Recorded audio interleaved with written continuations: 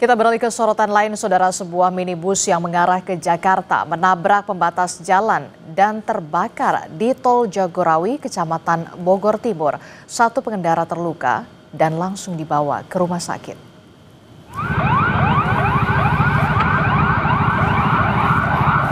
Inilah video amatir dari warga yang memperlihatkan mobil tersebut terbakar tidak jauh dari gerbang tol Ciawi 2. Sejumlah petugas pemadam yang tiba di lokasi langsung melakukan pemadaman. Namun seluruh bagian mobil sudah hangus terbakar. Polisi mengatakan kecelakaan terjadi akibat sopir mengalami microslip dan kehilangan kendali, kemudian menabrak beton pembatas jalan dan terbakar. Saat ini, saudara, mobil yang terbakar sudah dibawa ke unit PJR Ciawi. Sementara korban sudah dibawa ke rumah sakit untuk diberikan perawatan.